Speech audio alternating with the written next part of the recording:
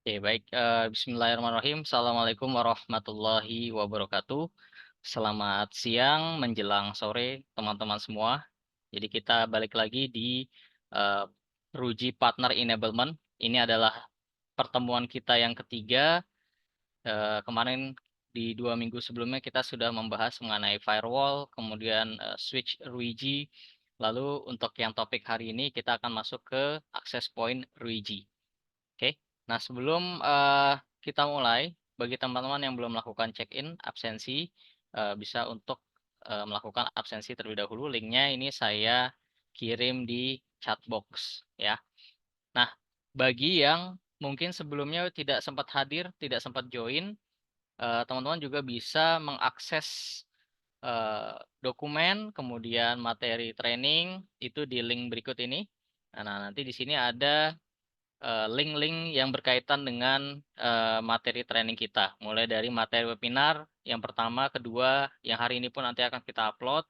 Kemudian video recordingnya juga akan kita upload. Lalu untuk materi RSI Enterprise secara keseluruhan, teman-teman bisa download di sini. Ya, jadi ini untuk bahan nanti persiapan ujian, teman-teman semua. Oke. Untuk e-learning dan exam, bagi yang belum registrasi, silakan daftar. Insya Allah nanti di 2 pekan berikutnya kita akan melakukan ujian yang pertama, ya. Oke, saya remind sedikit aja. Jadi kita program partner enablement ini kita bagi 3 topik. Ada enterprise self learning. Bagi teman-teman yang belum mendapatkan self learning, bisa email ke saya, ya, atau mungkin bisa confirm lagi by email bahwa saat ini belum dapat track roadmap-nya, gitu ya. Nanti akan kita coba assign. Kemudian webinar setiap minggu, insya Allah kita akan adakan. Hands-on lab nanti akan dibantu oleh distributor. Lalu nanti akan kita lakukan exam, ya. Jadi first take exam itu 2 kali kesempatan. Di minggu ketiga dan keempat, durasinya teman-teman bisa ambil di antara waktu tersebut. Kemudian kalau nanti misalkan gagal, kita akan ada kesempatan kedua. Silakan teman-teman juga boleh ikut kesempatan kedua untuk examnya. Nah, topik hari ini kita akan fokus mengenai access point Ruji, kemudian bagaimana mengkonfigurasinya menggunakan cloud base. Jadi kalau di Ruji itu ada beberapa mode, ya, untuk Ruji AP. Oke, kita masuk ke beberapa topik. Yang pertama kita akan bahas mengenai fundamental. Nanti kita akan coba melakukan heat map, design, lalu mengenai produk wirelessnya Ruji dan juga AP basic configuration.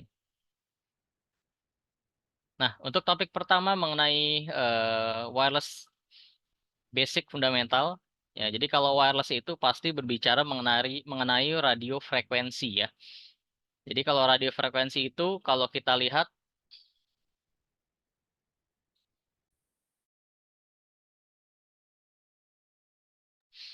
oke. Jadi kalau bicara WiFi atau radio frekuensi pasti ada yang namanya eh, radio wave, ya, atau gelombang radio. Nah, kalau di sini kita lihat modelnya seperti ini.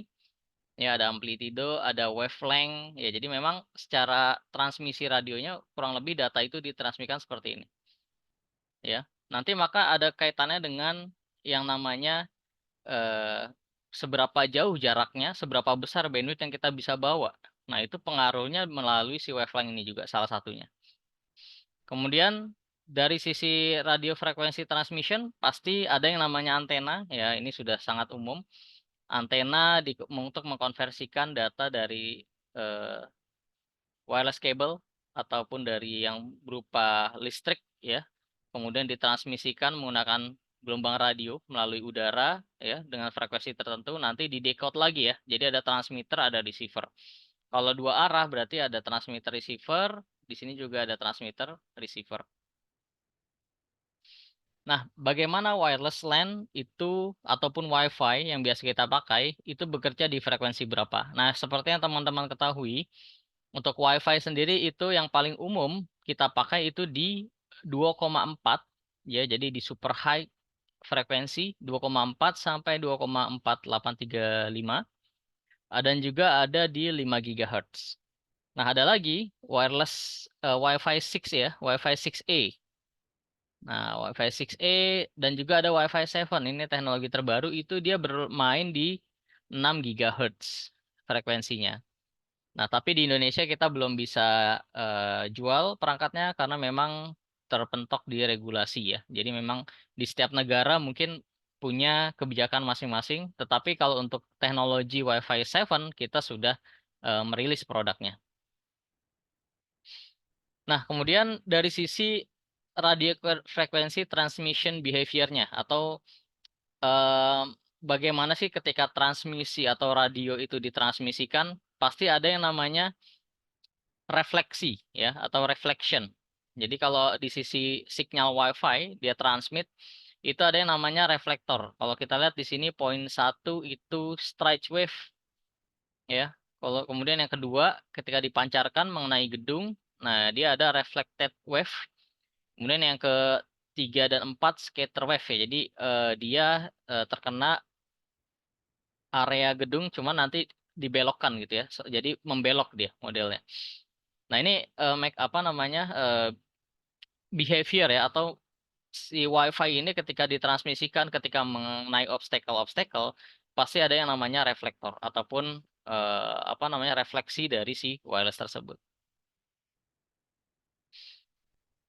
Nah, lalu ada lagi yang namanya absorption. Nah, apa itu absorption?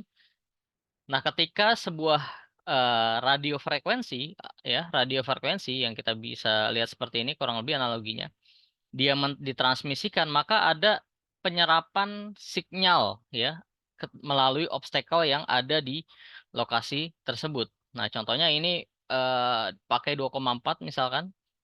Nah, kemudian ketika melewati obstacle yang ketebalannya metal door 4,5 cm, maka ada penyerapan kurang lebih 13 dB. Nah, jadi masing-masing spek eh, op- masing-masing spek apa namanya obstacle itu punya perbedaan ya. Nah, ini contoh signal penetration loss estimation ya. Jadi ini estimasi kurang lebih untuk yang open space ya. Jadi nggak ada obstacle-nya, tidak ada halangan. Secara attenuation-nya ataupun redamannya ya, dia sangat low gitu ya. Kemudian untuk kayu, gypsum, ya itu juga low. Kemudian air, nah ini medium. Nah, yang high, yang very high itu metal ya. Metal, silver plate. Nah, contohnya kaca seperti ini juga sangat eh, besar untuk melakukan apa namanya obstacle ya atau menghalangi sinyal dari si WiFi tersebut. Nah, hubungan antara rate dan distance apa? Kalau di WiFi kan kita kalau misalkan connect dari handphone pasti ada yang namanya RSSI ya. Jadi RSSI minus 80 misalkan, minus 75, minus 60. Semakin besar value-nya, jadi minus 30 ya, semakin mendekati ke arah positive value, maka secara kualitas sinyalnya itu semakin kuat. Ya, kualitas semakin kuat, maka secara default transmisi datanya semakin besar. Nah, ketika kita semakin menjauh, ya, maka transmit powernya juga semakin kecil dari sisi penerima maupun receive dari sisi access point melalui dari penerima itu juga semakin kecil. Nah, disinilah ada namanya proses penyesuaian. Jadi nanti si AP akan mengecek ya, ketika dia di jarak minus 50, saya mampu klien ini mampu mendapatkan negotiation rate-nya berapa ya untuk melakukan transmit data. Seberapa besar negotiation rate-nya yang bisa disupport ketika klien berada di sinyal minus 75 misalkan, minus 80 dan sebagainya. Ya, semakin kuat tentu kemampuan negotiation rate-nya semakin tinggi, ya, semakin baik. Tapi nanti ada lagi pertimbangannya, belum tentu juga yang sinyalnya kuat, koneksinya bagus. Nah, apa aja? Nah, nanti akan kita bahas satu persatu. Nah, tapi konsep dari wireless sendiri, ya, semakin jauh tentu ada loss power di sana, ya, sehingga kita harus mempertimbangkan requirement dari sisi customer-nya. Kemudian dari radio frekuensi tentu ada yang namanya interferensi. Nah, ini yang paling sering kejadian di WiFi ya. Interferensi terutama di 2,4 ya, 2,4 dan 5 GHz pun sekarang juga sudah lumayan banyak ya sebenarnya. Nah, tapi 5 GHz ini banyak opsi channelnya. Jadi kita masih bisa bermain di level channel ya untuk optimalisasinya. Contoh perangkat-perangkat yang menyebabkan interference ada microwave, medical equipment ya, pulse radar dan juga misalkan Bluetooth dia kan di 2,4 dan banyak lagi perangkat. Makanya 2,4 itu bisa dibilang eh, sudah cukup crowded ya dari sisi Wi-Fi communication-nya. Nah, kemudian bicara mengenai wireless LAN itu ada yang namanya transmission channel. Nah, tadi kalau kita lihat di 2,4 ya, di 2,4 gigahertz itu kan pakai range-nya ya 2,4 sampai 2,48 sekian. Oke. 2,4 sampai 2,48 sekian. Kemudian kalau untuk di 5 gigahertz ya, di 5 gigahertz dia 5,5 gigahertz itu untuk channel bawah, kemudian ada di 5,8 untuk channel atas. Nah, di wireless transmission channel itu kita bagi menjadi dua. Yang pertama band. Nah, band ini merefer ke pita frekuensi. Jadi ada 2,4 dan ada 5 GHz ya. Kalau Indonesia sebenarnya untuk outdoor itu yang diizinkan 5,8 aja. Tapi kalau indoor kita bisa pakai 5 GHz atau 5,8. Kebanyakan device yang masuk ke Indonesia dia hanya lock di 5,8 aja. Jadi kadang ada yang nggak bisa ngebaca WiFi di 5 GHz ataupun di channel bawah. Kemudian channel ya. Channel ini dia membagi ya. Jadi membagi dari range 2,4 misalkan, dari 2,4 sampai 2,8 ya, kita bagi menjadi beberapa slot. Nah, slot ini yang biasa kita sebut channel. Nah, di 2,4 itu ada yang namanya channel width. Channel width seperti ini. Nah, ini dia channel width. Ya, di 2,4 itu ada yang namanya channel width, di mana untuk minimum 2,4 itu 20 MHz dan 40 MHz ya, maksimal yang bisa kita increase. Ya, 20 MHz dan 40 MHz. Tapi kalau kita perhatikan 2,4 itu kan channelnya opsinya banyak ya, sampai 14. Tapi kalau kita lihat ternyata banyak irisannya. Nah, ini di 20 MHz ya, 20 MHz. Kemudian ini 20 MHz. Kemudian di sini 20 MHz. Oke. 20 MHz kalau kita lihat channel 1, channel 2, maka di channel 2 dia pakai 20 MHz tapi dia overlap dengan channel 1. Nah, kayak gini ya. Dia overlap dengan channel 1. Maka di 2,4 pasti ada opsi yang namanya non-overlap channel. Atau kita sepakati untuk channel yang non-overlap biasa dipakai di channel 1, 6, dan 11. Oke, 2,4 itu sangat minim sekali ya opsinya ya. Ini 20 MHz. Kalau kita naikin 40, nah kebayang kalau kita naikin 40 MHz, kira-kira seperti apa nih? Nah, ini 40 MHz. Kayak begini ya. Jadi opsinya juga nggak banyak, cuma satu channel mungkin sama dua ya. Tapi itu pun nggak bisa 40 dia. Ya, jadi banyak tidak tidak terlalu banyak opsi yang bisa kita mainkan di 2,4. Oke. Nah, nanti ada istilah yang namanya co-channel interference dan juga adjacent channel interference ya untuk di 2,4 ataupun 5 GHz. Nah, tapi kita coba pahami dulu dari sisi irisannya. Irisannya di 2,4 seperti apa? Jadi kalau 2,4 kayak begini nih irisannya. Ya. Di channel 1, 6, 11 ini non overlap. Tapi kalau teman-teman ada yang pakai channel 3, channel 7, channel 8. Nah, kayak gini ya.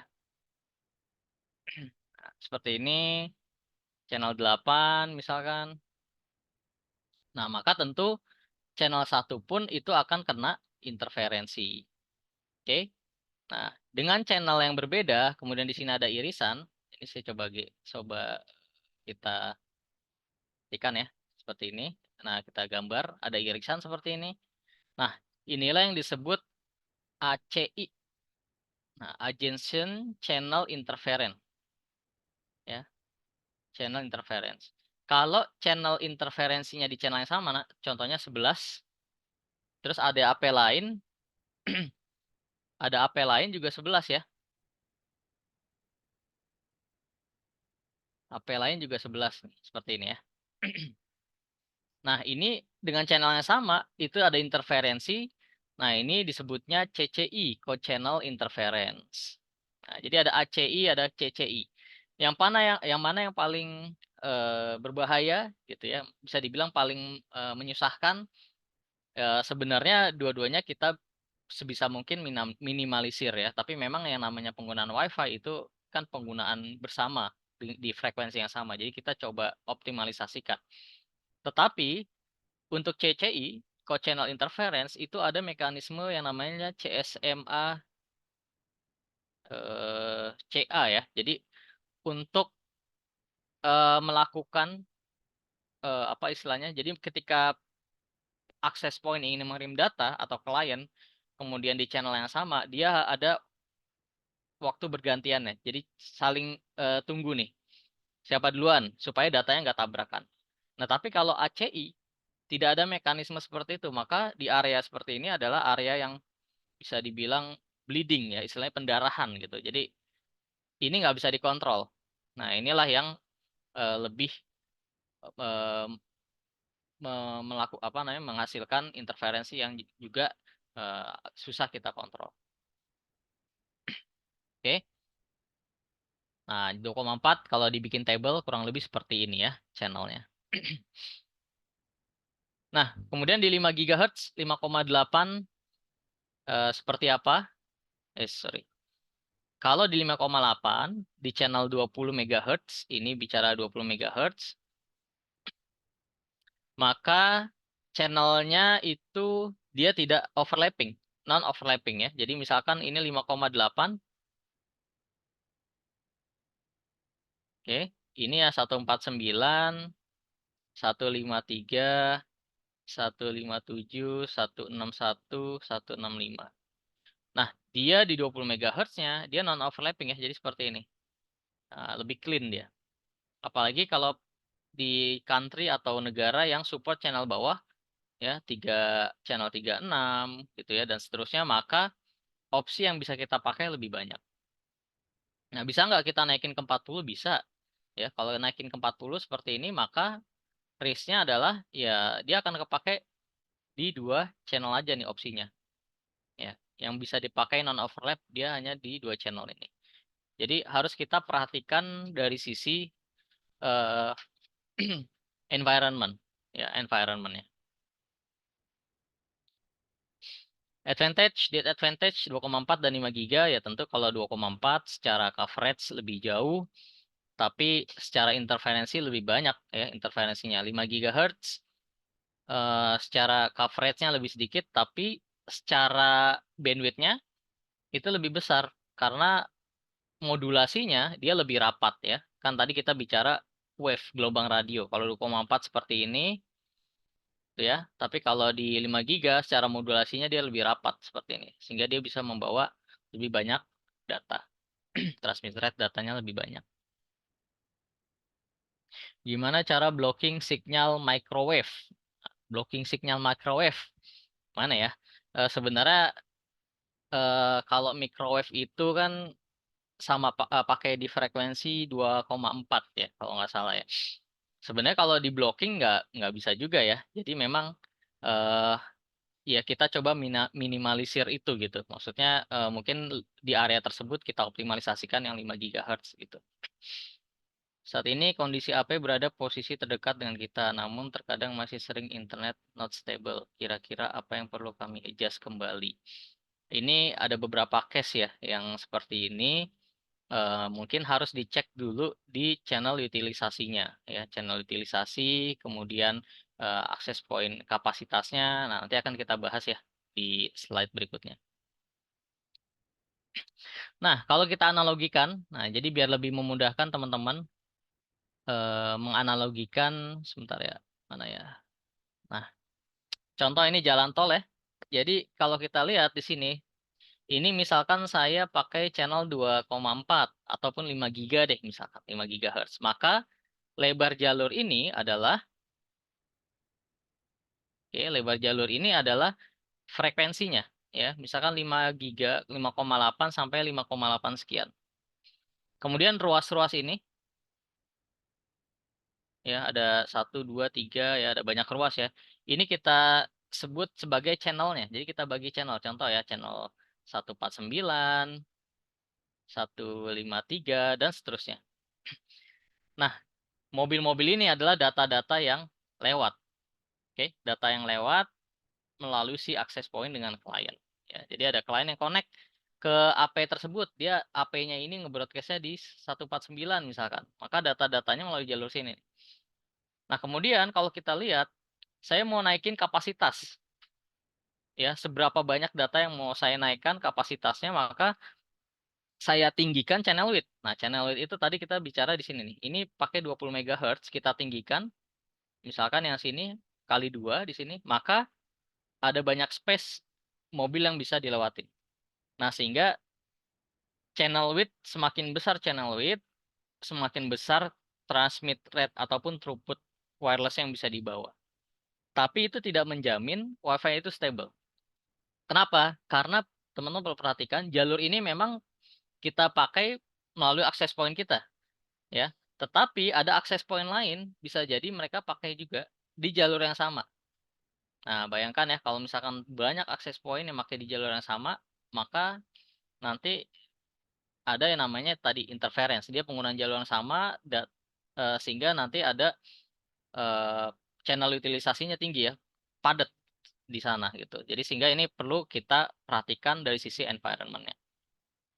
Ya, ini biar lebih memudahkan teman-teman ya dari sisi analogi eh, antara wireless frekuensi 2,4 misalkan range-nya, kemudian kita bagi menggunakan channel, lalu eh, dari situ nanti kalau mau kita increase nih bandwidth-nya, kita naikin ya, kita lebarin ya. Kan konsep jalan gitu ya, kita lebarin, jalanan lancar gitu. Nah, kalau mau kita kecilin, bisa juga, tapi dia lebih minim interference. Nah, jadi harus disesuaikan dengan kebutuhan teman-teman. Nah, kemudian ada 802.11 protokol. Nah, ini adalah protokol yang dipakai untuk komunikasi Wi-Fi. Ya, jadi ada yang 802.11, kemudian perkembangan B, kemudian A ini di 5 GHz, lalu naik lagi yang 2,4 perkembangannya tipe 802.11.G, dan yang terakhir ya, yang sekarang itu ada 802.11.BE ya, ini untuk Wi-Fi 7. Nah, dia di 6 GHz. Ya, 6 GHz. Kemudian Wi-Fi access point itu juga support dual band. Ya, jadi yang disebut dual band itu berarti dia memancarkan dua frekuensi, 2,4 dan 5 GHz. Makanya kan ada di datasheet wireless throughputnya, misalkan bisa sampai 3 giga. Nah, itu berdasarkan apa? Kombinasi antara maksimum throughput di 2,4 plus 5,8 GHz. Wireless throughput ya. Kita bicara wireless throughput ya. Kemudian nanti ketika masuk ke LAN Ethernet yaitu dikonversi kembali.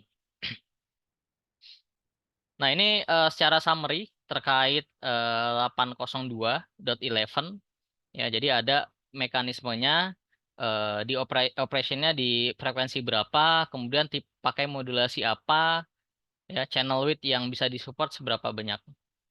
Nah, kalau kita lihat yang terbaru AX dia bisa 2,4 dan 5 giga. Kemudian channel width-nya bisa sampai 160 ya. Tapi 160 itu di Indonesia ya nggak bisa karena dia biasanya main di channel bawah ya, channel bawah. Jadi maksimal di Indonesia itu 80, itu pun udah nggak ada opsi channel lagi ya, channel yang bisa dipakai. Kalau pakai 5,8 aja. Nah, jadi kita harus bijak memakai channel, ya, memakai frekuensi.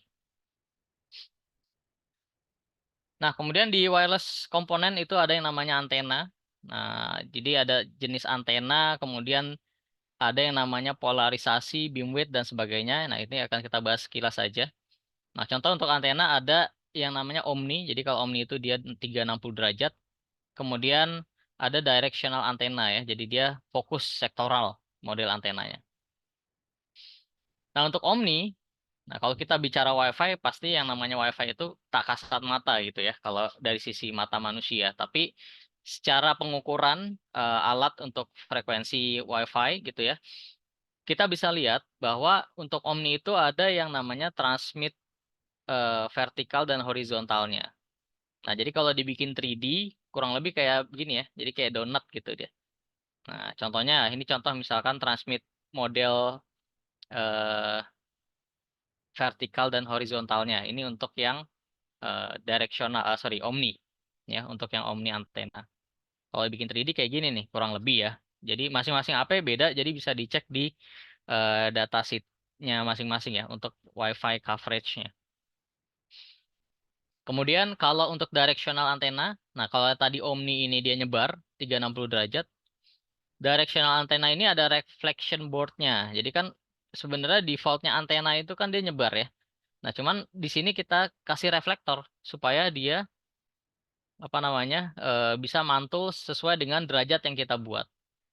Nah, makanya kalau untuk yang directional itu memang ada spesifikasinya, mau yang 60, 90 dan lebih kecil itu biasa lebih jauh. Itu biasanya dipakai untuk kebutuhan wireless bridge ya, atau wireless point to point atau point to multi point.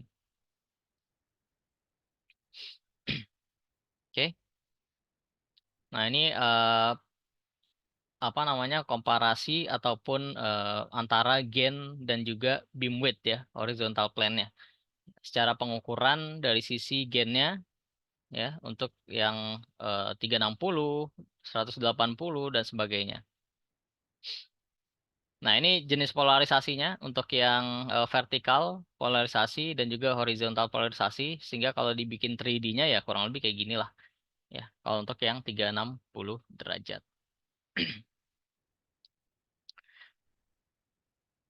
Oke. Nah, sekarang untuk heat map desainnya. Jadi kalau tadi kita sudah memahami konsepnya, bagaimana mendesain sebuah WiFi ataupun pemahaman terhadap konsep dasar wireless.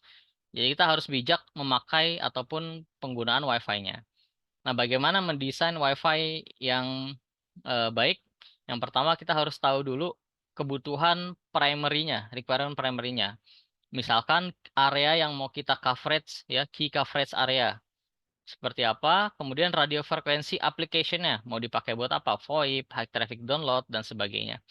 Kemudian tipe endpoint kliennya, dia pakai apa, mungkin ada yang khusus pakai PDA dan sebagainya, ya kita harus cek juga ya, dia supportnya di 2,4 atau 5,8, atau hanya support di 2,4 misalkan. Nah, itu harus kita cek kembali. Lalu additional customer requirement, ya, dan juga building layout-nya. Kalau ada kita bikin untuk yang namanya heat map floor.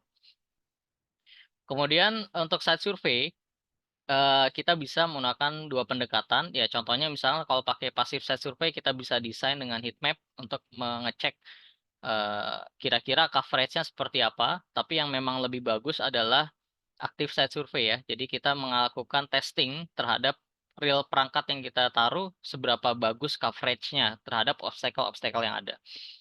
Kemudian kita bisa menentukan nanti jenis AP yang cocok apa, kapasitas plan-nya, capacity plan-nya seperti apa. Karena kan nanti dari area-area tertentu mungkin jumlah usersnya banyak gitu ya, maka kita harus menentukan tipe AP apa yang cocok. Dan juga placement AP-nya. Ini salah satu hal yang penting juga.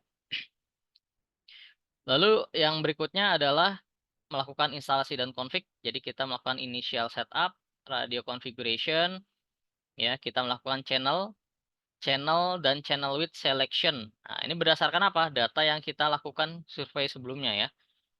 Mungkin kalau yang di gedung pasti biasanya banyak tenan-tenan yang melakukan instalasi perangkat sendiri. Nah, itu biasanya interferensinya juga lumayan banyak gitu ya. Kemudian power transmit adjustment dan juga optimalisasi. Terakhir kita UAT, kita channel optimalisasi lagi, kita coba monitoring performance AP-nya ya. Jadi mulai dari client capacity-nya, channel usage-nya, kemudian dari parameter-parameter yang lain yang bisa kita cek di sisi access point. Nah, ini contoh studi case untuk eh, hotel ya. Jadi kalau ini bangunan hotel, kalau kita lihat di sini ada banyak kamar ya, ada kamar masing-masing ini punya obstacle sendiri seperti ini. Nah, kalau kita lihat banyak di hotel-hotel kan biasanya mereka placementnya seperti ini ya.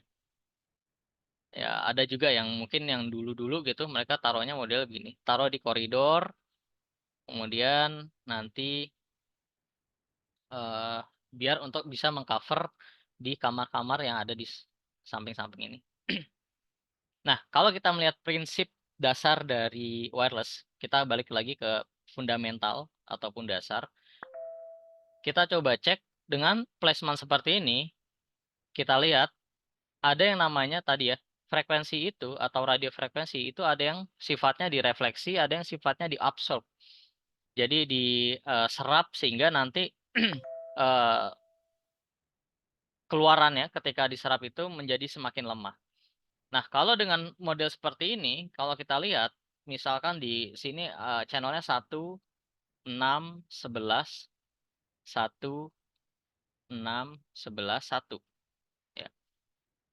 Kalau kita set misalkan AP yang pertama dengan channel 1, kita set powernya misal 50 misalkan. Atau kita pengen, wah ternyata kalau kita placement di sini, channel 1 kita kasih 100, dapat nih semua nih. Ya, ke sini dapat, ke sini dapat. Wah, ini kena bagus nih coveragenya nih. Kemudian maka kita pukul rata nih. Semua AP kita set 100. Nah, dengan adanya absorption ataupun penyerapan frekuensi ya, ataupun redaman ya, dengan kebutuhan channel 100 di sini mungkin masih bagus, tapi kita lihat di sini loss ya, tidak ada obstacle. Maka kalau kita set 100, dia akan ada overlap dengan AP yang satunya lagi nih, teman-teman. Kita lihat ya. Jadi di sini ada karena dia 360, dia akan ngebuka ke sana. Nah, di sini juga ada frekuensi channel 1, dia ngebuka ke sini. Ketemu lagi nih channel 1. 100 100 itu masih jauh biasanya sampai sini karena loss ya. Nah, dia juga sama nyebarin ke sini. Nah, bayangkan ada 3 AP dengan channel yang sama. Maka kalau kita analogikan seperti ini channel 1, 6, 11. Maka nanti kalau kita lihat di eh, Wi-Fi analyzer mungkin ada seperti ini ya channelnya. Nah, kayak gini. Nah, inilah yang mengakibatkan interferensi. Ada mekanisme CSMA CA. Oke. Tapi kalau AP-nya semakin banyak yang interference dengan lalu lintas data yang sibuk, maka nanti akan impact ke sisi latensi dan sebagainya. Karena mekanisme tumbuhnya dan channel usage-nya itu semakin tinggi. Ya, itulah yang mengakibatkan frekuensi ataupun channel interferensinya tinggi. Nah, sekarang bagaimana kalau access point-nya kita placement di dalam kamar, misalkan. Oke, access point-nya kita placement di dalam kamar. Misal kita placement 1 AP di sini. Taruhlah ya, kita melakukan active set survey, kita placement 1 AP di sini. Oke. Kemudian kita lengkap lagi, misalkan 2 di sini. Ini asumsi ya. Jadi nanti teman-teman bisa simulasi, kita simulasikan bisa di SSP ataupun di AI heatmap. Nanti akan kita praktekkan. Nah, kalau kita lihat, ini channel 1, 6, 11. Ini channel 1. Nah, channel 1 dia melakukan AP1 dia melakukan apa namanya? Transmit power sebanyak 50%. Misalkan 50% cukup kok buat cover 2 kamar gitu ya. Dengan kebutuhan di titik ini saya dapat -75. Nah, ini udah sesuai dengan minimum requirement, misal seperti itu. Maka kita lihat di sini ada yang namanya obstacle. Dia akan keabsorb, ya, keabsorb. Kita lihat dari referensi sebelumnya ada redaman. Jadi dia keabsorb ke sini, kemudian kena lagi keabsorb. Semakin ke sini, ya bisa jadi sinyal ini udah nggak sampai ke sini. Ya, dia sudah habis di sini. Nah, ini tidak overlap nih. Ya, maka kita bisa pakai lagi di channel 1 untuk yang di kamar yang sebelah sini. Nah, sehingga kalau kita lihat dari sisi heat map-nya, nah channel 1 seperti ini. Nah, dia seperti ini ya mungkin masih kelihatan tapi kecil gitu. Nah, seperti ini lemah sekali di minus 60 dan sebagainya. Nah, itu masih bisa ditoleransi dengan baik, ya. Nah, jadi kita harus tahu kapasitas penggunaannya seperti apa. Kemudian ada lagi mungkin yang di high density. Nah, modelnya satu room. Ya, kita placement banyak AP misalkan.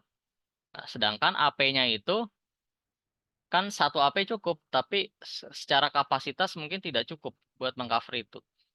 Nah, kita bisa lihat di sini satu room ada 3 AP kita pasang. Nah, teman-teman bisa melakukan mekanisme untuk memperkecil power. Kemudian kita bisa melakukan yang namanya disable low data rate. Ya, disable low data rate.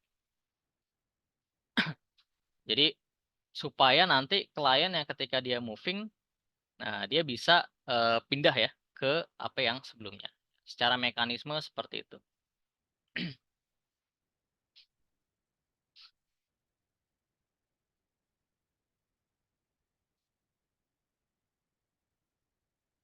Ada pertanyaan 820L pakai 80L ya. Kemudian controller di STA limit di setup 128 sesuai kapasitas yang ditulis. Namun ketika dicek ke AP tersebut mencapai 60, dia ada reach limit 64. Nah, ini STA limitnya di sisi SSID atau di sisi radio. Nanti coba dicek di AP-nya, masuk ke settingan AP-nya ya. Masuk ke setting AP-nya, cek apakah settingannya sudah 64, sudah diganti atau belum. Oke, di sisi radio ya, boleh. Nanti apa namanya? Coba bisa ke live chat support untuk bantu pengecekan lebih deep ya, atau nanti bisa email ke saya ya. Kita nanti coba cek bareng ya. Mungkin ada yang perlu di-adjust dan sebagainya. Tapi biasanya di radio kita harus cek juga ya, radio limitnya seperti apa. Nah, ini saya coba tunjukkan kalau pakai AI heatmap bagaimana caranya. Nah, kita bisa bikin seperti ini. Teman-teman bisa buka Ruji Cloud, kemudian kita buka AI heatmap di sini ya. Nah, contoh ini ada project yang sudah saya buat. Kita coba bikin baru aja. Misalkan hotel, tes 1 misalkan. Nah, teman-teman cukup upload gambar floor plan-nya. Misalkan seperti ini. Oke, contoh floor 1. Nah, di sini kalau kita perhatikan ada butuh melakukan scaling ya. Jadi mengcreate sebuah skalanya. Bisa berdasarkan area, tapi kalau mau lebih valid, lebih pasti gitu ya, kita bisa patokan misalkan ke pintu lah contohnya ya. Ini 1 meter. Nah, 1 meter, ketinggian high floornya berapa? Standarnya 3 meter ya. Kita coba tes aja yang umum 3 meter. Nah, di sini kita sudah embedded dengan AI, jadi teman-teman nanti akan dibuatkan obstacle-nya sama Ruji Cloud, ya, secara general ya. Jadi, tapi mungkin ada yang belum perfect nih, kayak gini nih, ya, belum perfect. Kita bisa tinggal tambahin aja, jadi nggak perlu capek-capek ya, mau yang thin atau yang modelnya yang lebih besar gitu ya, yang lebih tebal, medium atau thick. Teman-teman bisa lakukan seperti ini. Nah, ini obstacle yang sudah kebentuk. Misalkan ini taruhlah kita sudah evaluasi, obstacle-nya sudah sesuai, lalu kita plan untuk placement AP. Nah, contoh misalkan saya mau taruh AP 840, misalkan yang tipe L. Nah, ini untuk yang 5 GHz. Nah, ini yang 5 GHz nih. 5 GHz seperti ini nih kalau saya taruh koridor misal ya. Ini kalau 2,4, nah ini lumayan dapat nih 2,4. Karena ini mungkin thick ya, tebel ya. Saya tambahin lagi ya, 1 AP lagi saya tambahkan. Sini tipenya seperti ini. Jadi ada 3 AP. Nah, kurang lebih kayak gini. Untuk 5 GHz. Nah, 2,4-nya seperti ini.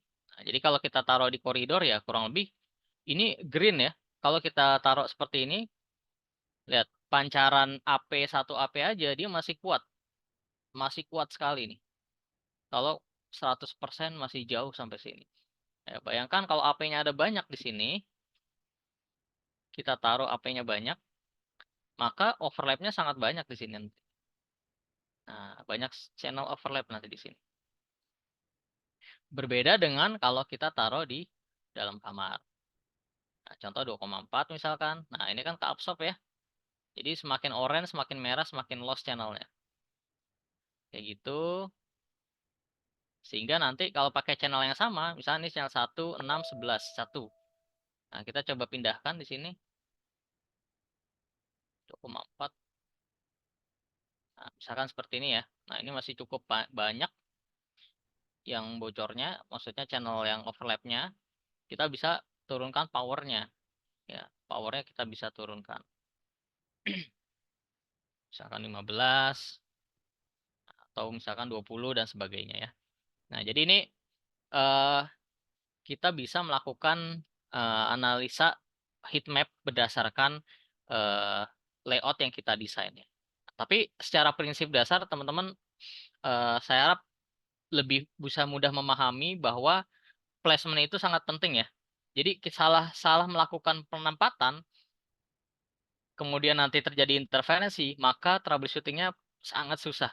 Jadi jangan sampai kita salah placement, salah desain. Nah, terutama teman-teman mendesain untuk area-area yang mungkin minim obstacle gitu. Pernah ada kasus juga di sekolah. Jadi kalau sekolah itu kan dia modelnya itu dia melingkar ya, bikin square kotak. Di tengahnya itu area terbuka. Nah, si users ini mereka pakai AP-nya ditaruhnya di koridor, masing-masing koridor. Nah, jadi banyak AP gitu ya, ditaruh di koridor seperti ini, jadi melingkar. Nah, tengahnya itu kan dia tidak ada obstacle, open space. Nah, sehingga ketika banyak user connect, channel utilisasinya sudah tinggi sekali. Ya, baru 30 klien itu satu AP sudah 80-90% utilisasinya. Karena channel itu sudah tidak bersih. Ya, jadi cuma sedikit space yang bisa dipakai untuk komunikasi. Nah, sehingga solusinya ya kita harus tahu kebutuhannya itu dipakai di dalam kelas, maka kita harus masukkan ke dalam kelas. Ya, mungkin nanti bisa mengcover satu AP dua kelas misalkan atau satu AP satu kelas. Nah, sehingga ketika dipindahkan ke dalam kelas, maka secara performance jadi lebih baik. Channelnya jadi lebih bersih, klien yang bisa connect jadi lebih banyak. Nah, kurang lebih seperti itu. Jadi kalau berbicara wireless design, memang kita harus memperhatikan desainnya.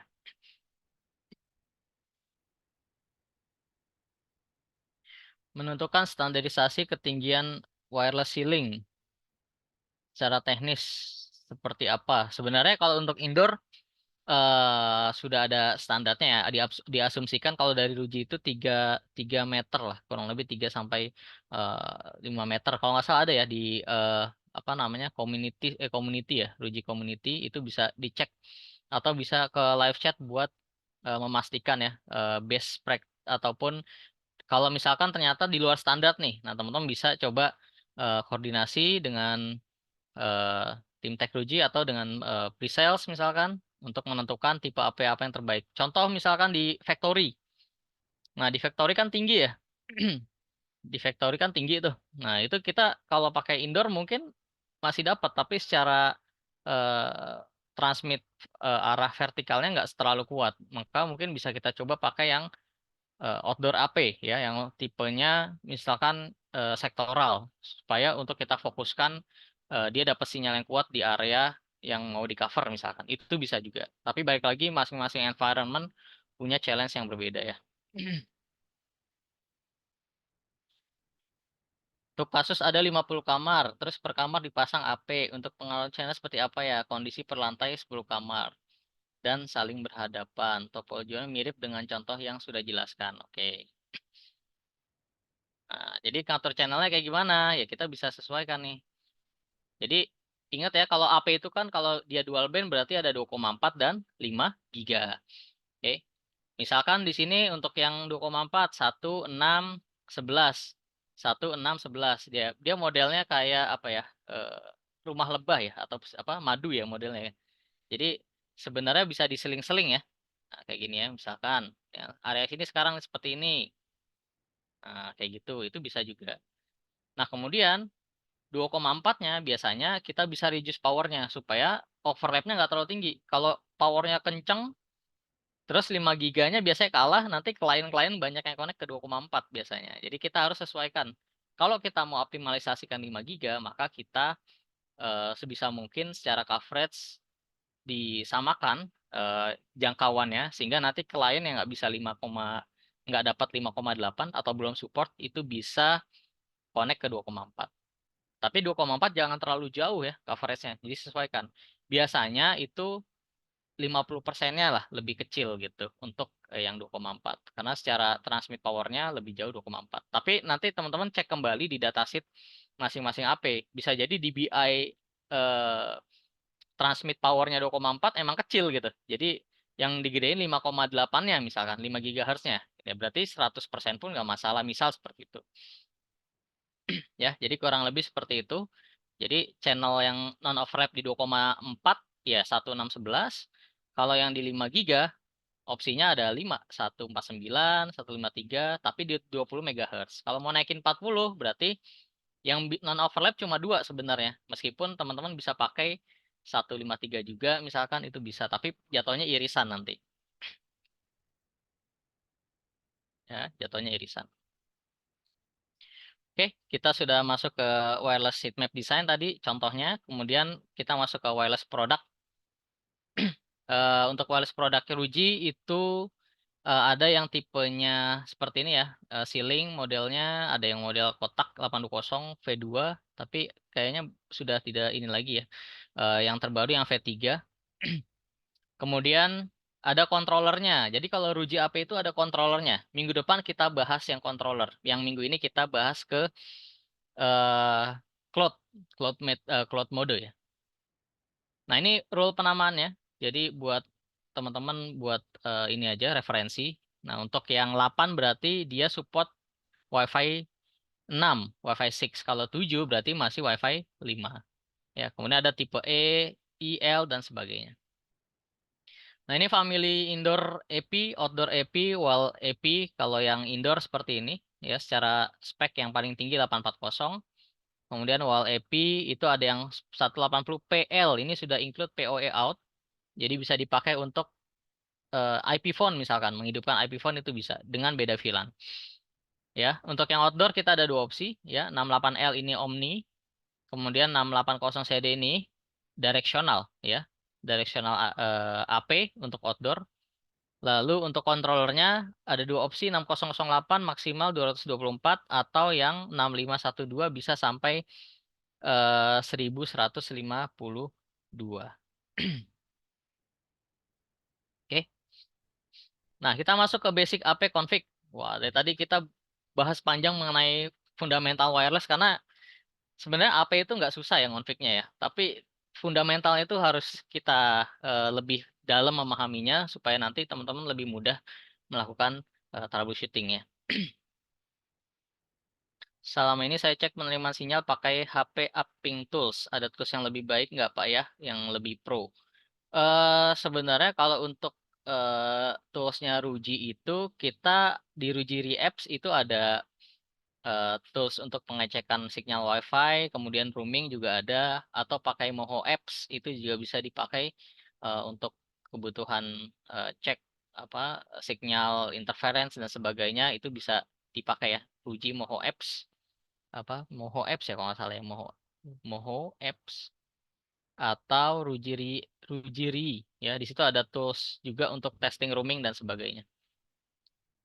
Oke, kalau untuk upgrade bisa dengan cara kita upload ke iWeb, simple ya. Ini sangat standar sekali. Atau kalau lewat controller bisa lewat controller upgrade-nya.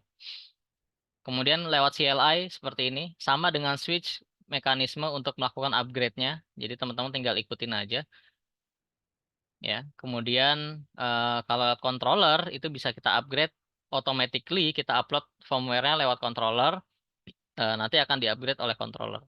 Tapi nanti kita tidak bahas yang ini ya, kita bahas ke si cloud-nya.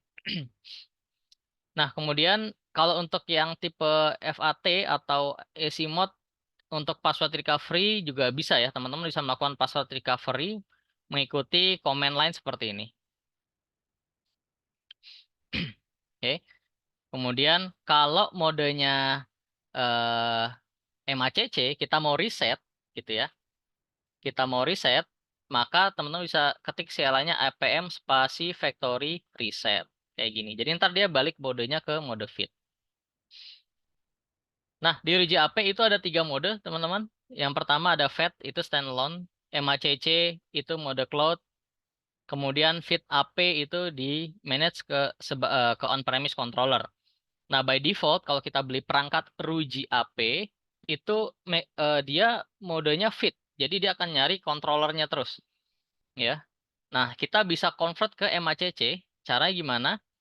Ya, caranya nanti kita bisa rubah secara manual ataupun kita bisa otomatis registrasikan SN-nya ke cloud, kita registrasikan terlebih dahulu, nanti ketika AP-nya bisa connect internet, dia akan otomatis berubah modenya. Nah, ini mekanisme ya, sama kayak dengan switch.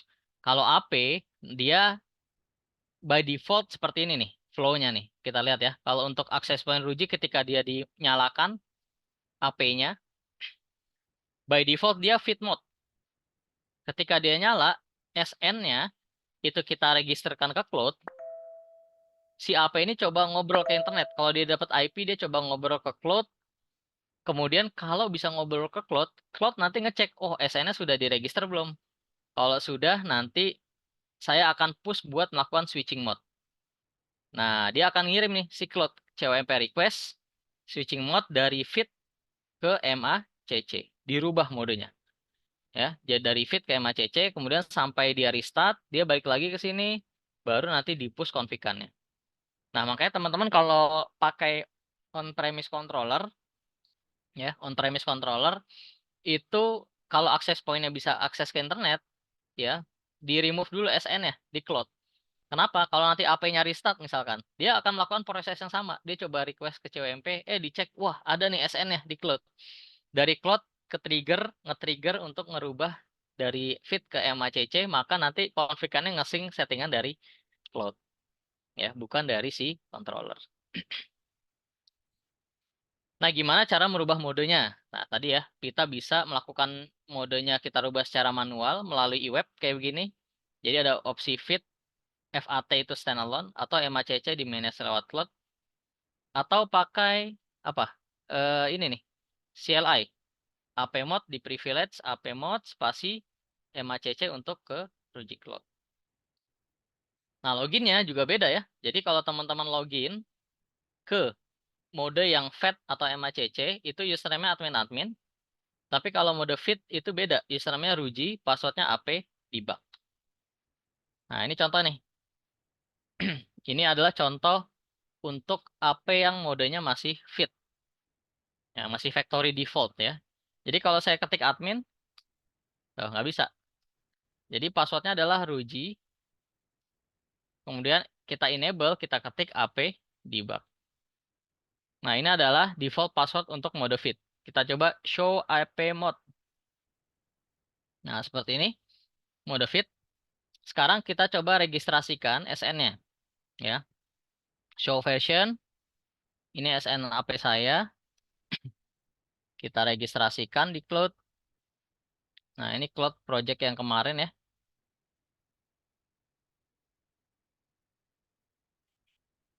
Nah, ini project yang kemarin kita sudah buat. Saya coba add device. AP debug. Ya, betul. AP debug ya. Kemudian kita next. Kita masukkan SN-nya, kita finish. Nah, seperti ini. Kalau kita lihat di sini statusnya masih waiting ya. Kita lihat prosesnya. Nah, sebenarnya dia ada certain waktu untuk melakukan komunikasi ke cloud ya. Nah, kita coba restart ya. Kira-kira berubah otomatis nggak dia? Jadi kita reload, nanti dia tetap balik ke mode feed. Kemudian dalam waktu tertentu nanti dia coba merubah modenya ya. Kalau bisa dapat internet si akses pointnya. Kita lihat proses bootingnya. Ya, ini saya coba explain dari dasar ya, supaya lebih mudah memahami konsepnya seperti apa, akses point Ruji, bagaimana di manage melalui cloud.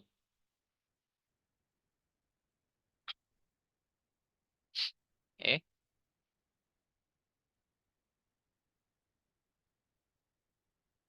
Nah, dia kalau nanti berubah di sini statusnya switching mode gitu ya. Dia akan merubah statusnya. Dari yang waiting, kalau dia berhasil ngobrol ke cloud, dia statusnya switching switching mode. Oke, sambil nunggu kita lanjutkan dulu ya, sambil nunggu kita lanjutkan.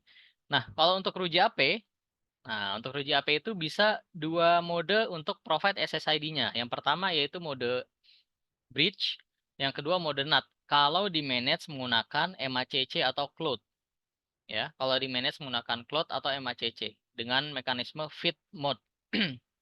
MACC mode. Jadi kalau di Ruji Cloud itu nanti ada opsi mau yang bridge atau SSID.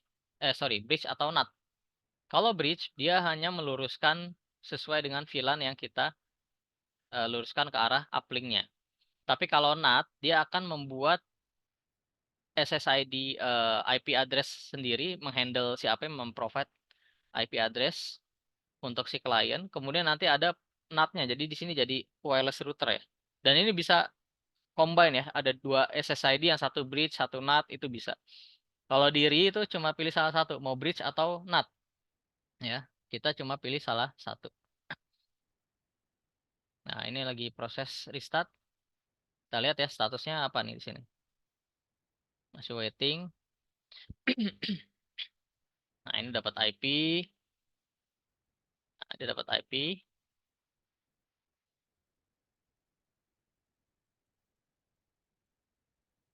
Kira-kira dia bisa ngobrol ke cloud atau tidak nih. Nah, kita lihat. Sekarang statusnya switching mode. Kemudian AP-nya pasti restart nih. Dia akan di-push sama si cloud untuk restart. Nah, ya. Kelihatan ya. Sekarang statusnya restart, kembali lagi ke reboot AP-nya. Jadi kalau kita ngerubah mode, dia akan nge-reboot. AP-nya di-reboot. Ya, setiap perubahan mode, mau feed, mau FAT, mau MACC, kita perlu lakukan reboot. Nah, di sini si cloud men-trigger untuk melakukan reboot AP-nya, di switching sama dia. Nah, maka statusnya switching mode dari FIT ke MACC. Ya, sambil nunggu ya. Jadi ini saya jelaskan mekanismenya. Nanti untuk buat SSID-nya ya simpel ya. Kita tinggal buat dari cloud aja. Kalau udah online di cloud, teman-teman cukup buat settingan SSID-nya dari Ruji Cloud saja. Nah, contoh di sini ada 3 ya. Ruji Test, Office, Guest.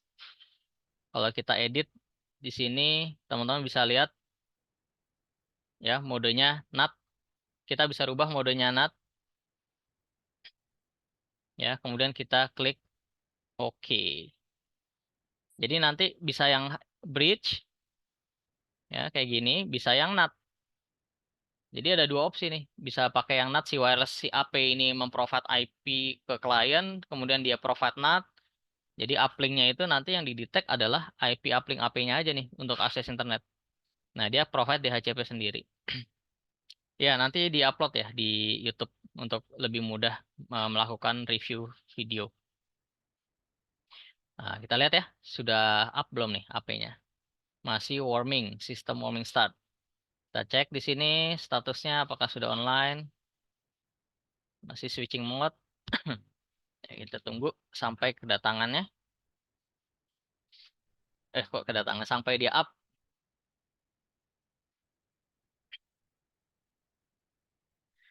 Nah, pertanyaan bagus. Kalau cloud WLC-nya sudah canggih begini, kira-kira apa alasan kita masih butuh on-prem? Nah, ini pertanyaan menarik nih. Kenapa pada saat kapan kita butuh on-prem? Nah, jadi sebenarnya mekanisme on-premise itu berbeda dengan cloud. Nah, tapi ada batasan-batasan fitur yang tidak bisa kita gunakan ketika menggunakan cloud. Contoh, roaming. Ya, jadi ada KV roaming itu nggak bisa diaktifkan ketika menggunakan cloud. Hanya standar roaming aja. Jadi kalau di Ruji AP itu standar roaming aja yang bisa jalan. Ya. Kemudian ada yang namanya AP load balance. Nah, kalau teman-teman di whole area itu butuh yang namanya load balancing AP-nya. AP-nya ada 3, kita mau bagi beban sama gitu ya. Itu perlu controller. Ada lagi fitur-fitur advance yang belum bisa diakomodir di cloud. Ya, jadi memang perlu on-prem.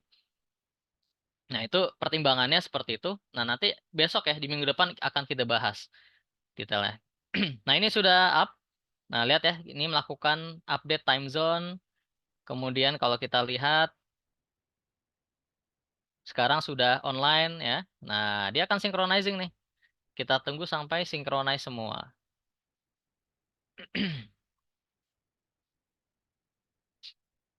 AP tidak mau synchronize. Awalnya bisa, tapi sempat di reset pun AP tidak mau synchronizing. Biasanya kendalanya apa? Nah, kendalanya biasanya komunikasi ke CWMP-nya nggak stable. Kemudian biasanya ada blocking dari sisi uplink-nya ataupun dari sisi port mungkin di firewall-nya. Ya, itu perlu dicek ya. Jadi kalau teman-teman nanti mengalami kendala seperti itu bisa ke live chat support untuk bantu dilakukan cek. Ya, bisa jadi mungkin dari sisi cloud-nya ternyata ada kendala misal gitu ya. Bisa juga seperti itu. Atau dari sisi uplink AP-nya. Nah, bisa juga seperti itu. Tapi yang mekanisme yang dipakai di Ruji AP atau perangkat Ruji yang lainnya yang Ruji Enterprise ya, dia pakai CWMP di mana itu ada stun servernya, ya ada stun server dan CWMP server dan log server. Jadi ada 3 tuh yang dipakai. Nah, itu harus bisa komunikasi semuanya. Oke. Nah, ini sudah online. Nah, kalau kita lihat sekarang konfigannya ya.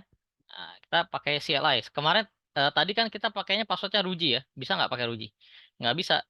Ya, kita pakai admin, enable. Nah, ini bisa kita ganti ya passwordnya ya. Kita lewat cloud pun bisa kita ganti. Kita coba show run. Nah, sekarang sudah ada seperti ini ya. Nah, udah ada 3 nih. SSID test, Office, dan juga guest. Kita lihat apakah sudah sama. Nah, ini sudah sama ya. SSID-nya ada 3. Oke, ada Ruji test, Office, dan guest. Yang guest ini pakai NAT. Nah, pakai NAT nih. Ya, ini adalah NAT-nya. Kemudian kalau kita cek di sini, kita lihat apakah ada settingan untuk NAT-nya. Nah, kita lihat teman-teman ada interface BVI 233 IP address sekian, IP NAT inside. Kemudian BVI 1 ini adalah uplink-nya IP NAT outside. Kemudian pasti ada ACL-nya nih. Nah, ini NAT config-nya seperti ini. ACL-nya di access list ya maksudnya. Ada di sini nih. Nah, ini dia. Permit 23.0 ya. Jadi kayak mirip-mirip CLI-nya Branch ya. Jadi cara baca seperti itu. ACL-nya yang di permit IP sekian, kemudian dibikinin DHCP-nya nih. Nah, kayak gini. Nah, sehingga nanti klien yang connect, dia akan dapat IP dari si access point. Dari sisi router di atasnya, dia nggak kenal nih IP ini. Yang dikenalin hanyalah IP si uplink-nya. Ya, show IP int brief. IP uplink inilah yang dikenalkan di sisi atasnya. Seolah-olah kayak one port gitu ya, seperti itu. Oke,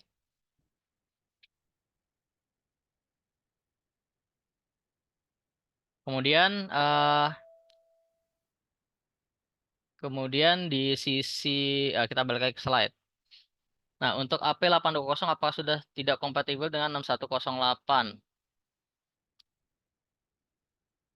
Eh masih kompatibel ya. Cuman saya sarankan untuk upgrade firmware untuk controller ke latest firmware karena ada beberapa fitur baru ya.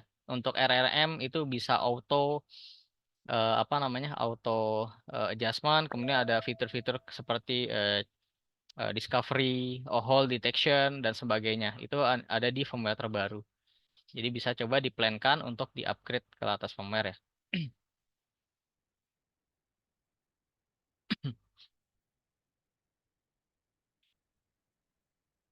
Kenapa di mode MACC ya AP gedung B yang mendapat IP di ACP berbeda jika kita pindah gedung AP tersebut tidak langsung terdeteksi AP-nya, harus reset.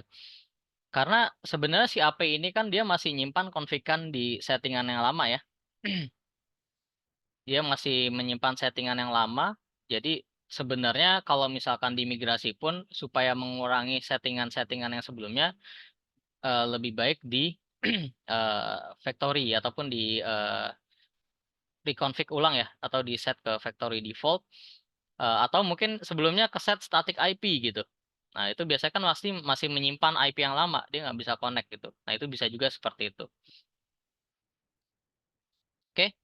Nah, ini sekarang kita masuk ke captive portal. Di Ruji itu, Ruji AP kita support captive portal juga ya melalui Ruji Cloud. Teman-teman bisa melakukan fitur-fitur seperti ini kecuali Facebook ya. Saat ini masih kita blok, belum bisa di open. Kemudian mekanismenya seperti apa kalau pakai access point Ruji. Nah, kita bisa bikin captive portal desainnya di sini di Ruji Cloud, kemudian bisa bikin account profile-nya di Ruji Cloud. Lalu nanti ketika kita set AP-nya, ya, SSID-nya kita set sebagai captive portal, maka nanti ketika client connect akan diintercept oleh si AP langsung. Nah, makanya teman-teman sebenarnya kalau mau bikin captive portal pakai AP Ruji aja, pakai AP Ruji saja pun bisa gitu ya, karena dia bisa sebagai NAS ataupun captive portal server di sisi SSID-nya. Nah, kemudian nanti akan di-forward ke harusnya di-forward ke sini ya, portal server. Nah, saya ada yang kelengkap di slide-nya. Nanti akan ditampilkan halaman desainnya. Kemudian nanti kalau sudah dia menginputkan password dilempar dari si AP ke akun server. Nah, baru ntar di forward ini authorized atau tidak. Kalau authorized dia akan login sukses. Oke. Nah, kita coba simulasikan cara config-nya seperti apa. Sebenarnya simple ya. Kalau dari cloud kita masuk ke out and account, captive portal. Nah, seperti ini. Teman-teman tinggal add captive portal, kita bikin desainnya. Misalkan guest ya. Kemudian authentication ya, karena cuma ada access point yang support, maka pilihannya AP. Dan di sini kita harus select SSID mana nih yang mau kita set sebagai captive portal. Contoh tamu ya, guest kita set sebagai captive portal. Seamless online atau tidak, misalkan tidak ya. Portal escape, kalau misalkan si AP-nya itu nggak offline di cloud, dia akan di bypass gitu ya. Kalau nggak pun kita bisa disable. Lalu ada add page. Nah, kita bisa bikin nih desainnya. Contoh hotel. Mau pakai apa?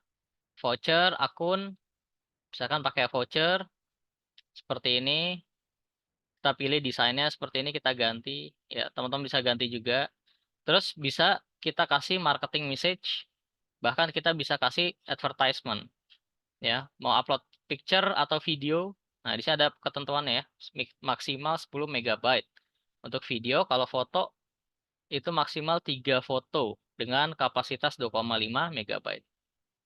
Jadi nonton dulu sebelum dia masukin apa vouchernya. Nah, ini lumayan ya buat kebutuhan marketing. Diizinkan nggak buat skip? Nah, kalau nggak di disable, kalau diizinkan boleh. Oke, kita bisa ganti buttonnya warna merah misalkan seperti ini. Kita klik OK. Oh, ini nggak usah pakai attachment ya. Kita klik OK.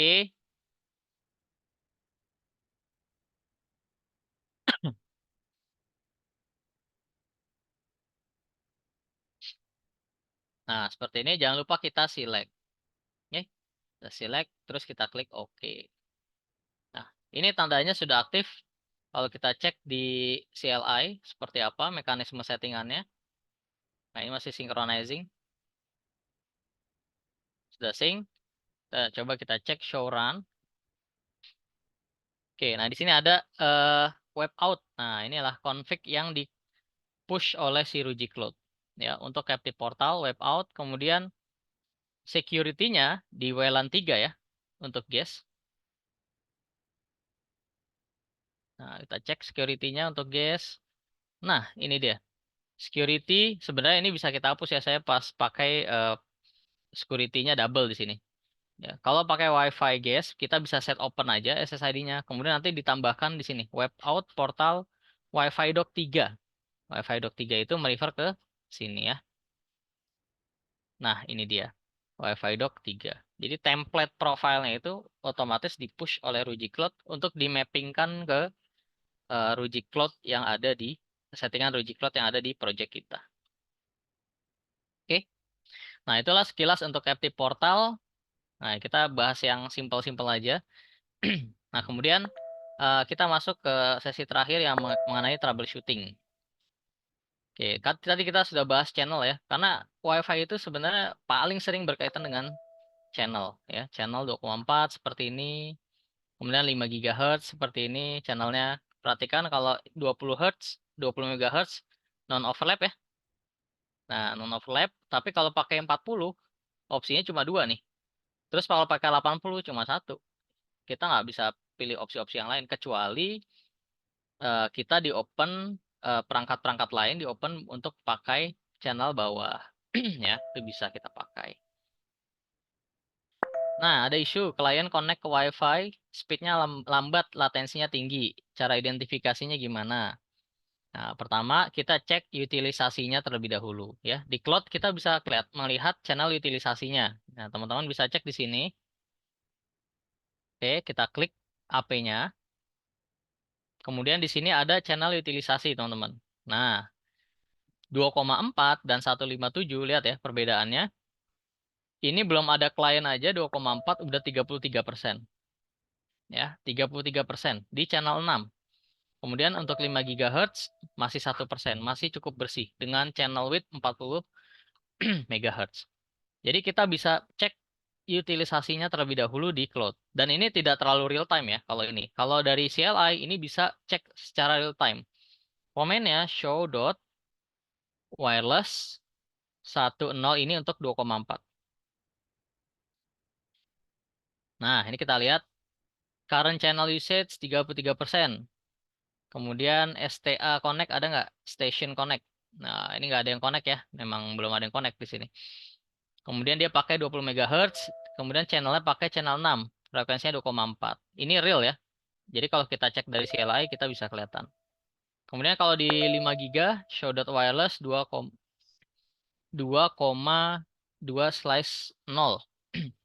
Oke. 2/0 untuk yang wireless 5 GHz. Oke. Channel utilization, usage. Nah, di sini kita coba cek total client per radionya. Nah, ini merefer ke radio capacity. Kalau aman, cek interference-nya ya. Kita cek apakah ada co-channel interference atau adjacent interference.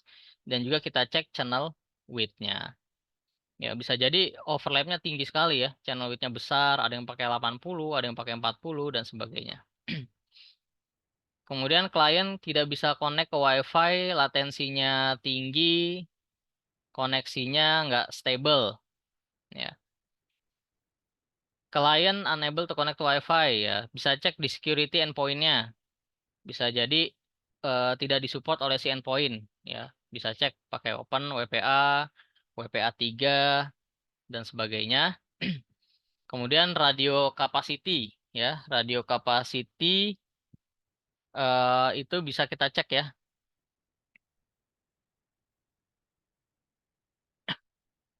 Kapasitas radionya. Kemudian channel utilisasinya balik lagi ya ke channel utilisasi gitu. Jadi kita bisa berpatokan eh, channel menggunakan channel utilisasi sebenarnya secara garis umum ya untuk apa namanya untuk kapasitas ataupun si performance si wirelessnya. Kemudian bisa jadi ada attack atau flooding. Nah bisa juga sempat ada case juga kliennya suka disconnect, suka ini apa namanya connect tapi no internet misalkan. Nah itu eh biasanya kalau dicek kemarin di log itu ada flooding ya, ada flooding attack ya, entah itu looping dari sisi uplinknya, nah itu juga bisa terjadi ya. Oke, ya how to solve it. Jadi gimana caranya ya tadi ya sebenarnya kita harus tahu kebutuhannya, desain AP placementnya, optimalisasinya ya. Jadi masing-masing eh, metode ataupun mode AP-nya ya kita harus sesuaikan dengan fitur yang bisa kita aktifkan. Contohnya kalau KVR rooming ya itu harus pakai controller di Ruji AP. Kalau pakai cloud ya kita bisa optimalisasi eh, sinyalnya dan sebagainya. Oke, kemudian kita monitoring ya untuk performance-nya. Gimana cara improve noise floor? Noise floor ini sebenarnya apa ya? Sinyal-sinyal yang bisa dibilang eh, perbandingan ya, perbandingan antara sinyal yang diterima dengan sinyal gangguan ya. Jadi sorry, noise floor itu gangguan sinyal lah bisa dibilang interferensinya. Jadi SNR berarti kan signal to noise ratio. Nah, itu adalah komparasi antara sinyal yang kita terima kemudian dikurangi noise floor-nya ya. Ya, noise floor itu sebenarnya eh, wireless yang tersebar tapi memang eh, mengganggu secara interferensi.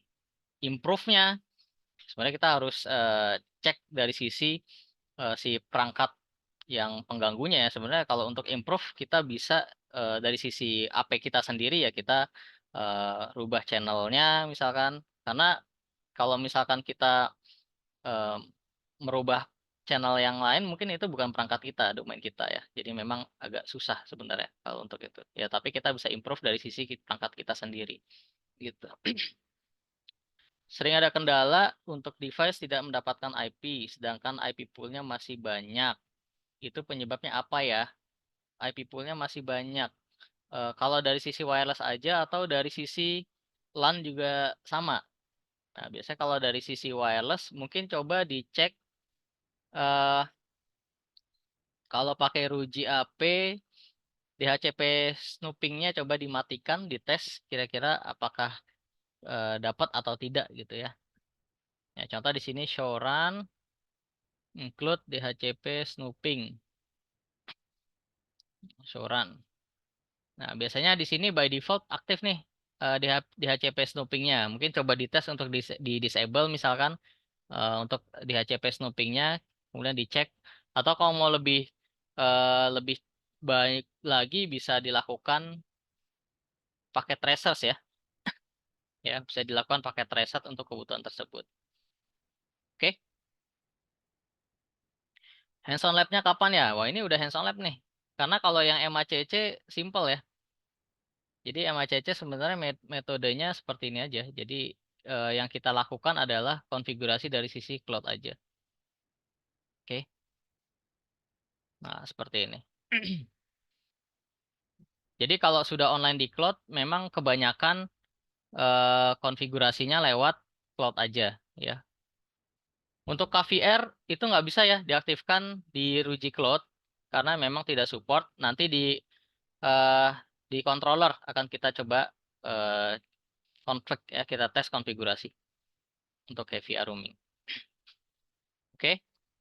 Nah, jadi kurang lebih untuk yang wireless seperti itu. Jadi teman-teman saya yakin pasti banyak mengalami kendala ya untuk apa namanya untuk WiFi ya balik lagi ya WiFi itu pemakaian bersama ya kita juga banyak perangkat lain yang memakai di frekuensi yang sama jadi sebenarnya best way-nya adalah meminimalisir interference ya meminimalisir interference kemudian bijak memakai channel dan sebagainya.